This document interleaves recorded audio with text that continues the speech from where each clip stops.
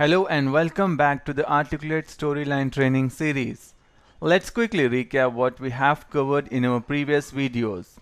We learned about different slide types in Articulate Storyline, what is content library, pre-built templates and basic layouts, how to use Slide Master to create custom layouts, and a brief overview on quiz slides.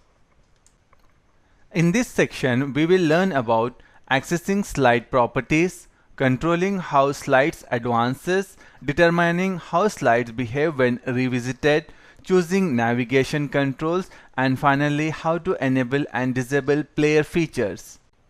Let's quickly jump onto Articulate Storyline and see different ways by which we can access properties of a slide. I am going to use this sample project that I already created for this training session. We can access slide properties from Story View, Slide View, or from Question Bank View. Now, as you can see, we are in Story View and here we have a slide properties section in the lower right corner. When we select a slide, we can see the slide properties appearing under this section. Before we learn more about these properties, let's see how to access the slide properties from Slide View and Question Bank View. Let's open Slide View by double-clicking on this slide. In the Slide View, you can either click on this icon to open Slide Properties window, or you can right-click on the base layer and select Properties. So that's how the slide properties can be accessed from Slide View. Now let's see how to access slide properties from a question bank.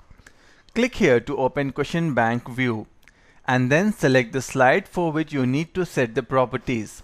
You can see the properties on the lower right side of the screen, similar to Story View. So these are the three methods to access slide properties.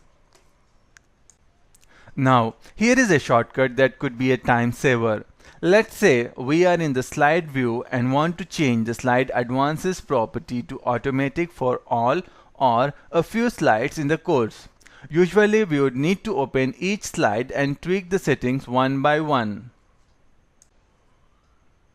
Instead, we can open Story View and select all the slides you wish to modify and then make the changes, which will be reflected in all the selected slides in one go. That brings us to the end of this video. Hope you enjoyed this session. In the next video, we will see the slide advances property and how to adjust the slide behavior upon revisiting. Thank you for watching this video.